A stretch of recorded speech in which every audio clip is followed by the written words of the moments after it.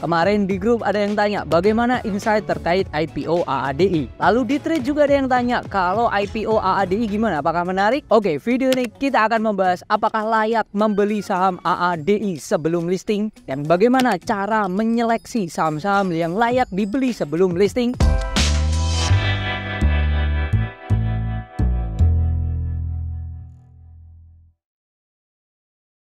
Kalau kita mau memaksimalkan mendapatkan cuan, saham-saham yang mau listing itu bisa menjadi salah satu cara. Kayak saham RELF, saya pernah mendapatkan cuan 101%.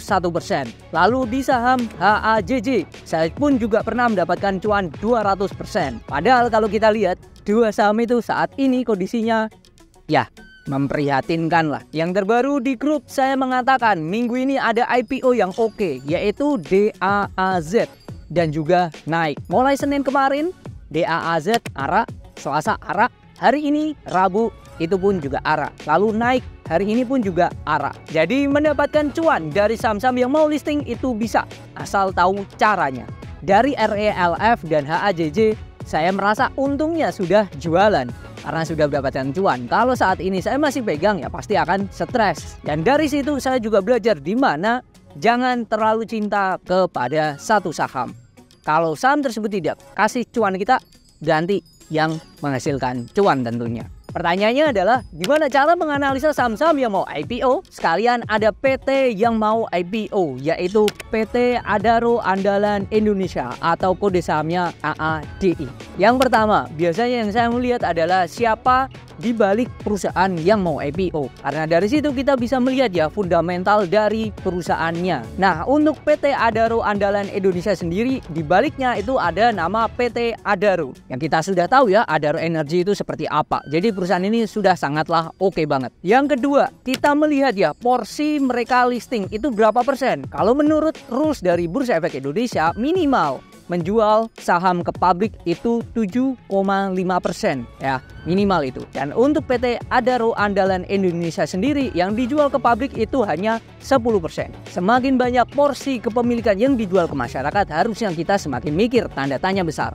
Masa pengendali mau jual banyak? Satu. Yang kedua, masa pengendali pengen berbagi keuntungan? Yang ketiga, masa perusahaan ini butuh duit banget? Kalau butuh duit banget, kenapa kok nggak pinjem ke bank? Apakah perusahaannya sudah tidak make it money? Lantas mereka menjual saham ke masyarakat? Nah, harusnya pertanyaan-pertanyaan itu muncul di benak kita jikalau ada perusahaan yang mau listing dan porsinya yang dijual ke masyarakat itu besar banget. Yang ketiga, kita melihat dana IPO yang mereka dapatkan itu berapa. Makin gede dana yang mereka dapatkan dari IPO, potensi sahamnya anjlok ke gocap itu makin kecil. Lantas muncul pertanyaan lagi, gede itu berapa rupiah indikatornya? Kalau menurut saya, di mana perusahaan mendapatkan dana IPO di bawah 100 miliar atau 100 miliar itu masih kategori menengah ke rendah. Kalau PT Adaro Andalan Indonesia, berapa dana yang mereka akan dapatkan dari IPO? Mereka akan mendapatkan dana 4,5 triliun. Yang keempat, kita lihat ya dana dari IPO itu kegunaannya untuk apa? Untuk semua perusahaan pasti menjelaskan kegunaan dana IPO itu untuk apa dalam prospektusnya. Kalau dana IPO-nya digunakan untuk bayar hutang ke bank, saya langsung katakan no untuk membeli saham tersebut. Kalau PT Adaro Andalan Indonesia bagaimana? Sekitar 40% digunakan untuk keperluan pemberian pinjaman oleh perseroan kepada perusahaan anak, yaitu MBP. Untuk kegiatan investasi dan kegiatan korporasi lainnya. Sekitar 15% akan digunakan oleh perseroan untuk pembayaran kembali atas sebagian pinjaman berdasarkan perjanjian pinjaman tanggal 3 Mei 2024 dengan AI. Dan sisanya digunakan oleh perseroan untuk pembayaran kembali kepada Adaro atas sebagian pokok atas pinjaman berdasarkan perjanjian pinjaman tanggal 24 Juni 2024. Yang kelima, kita lihat siapa penjamin efeknya.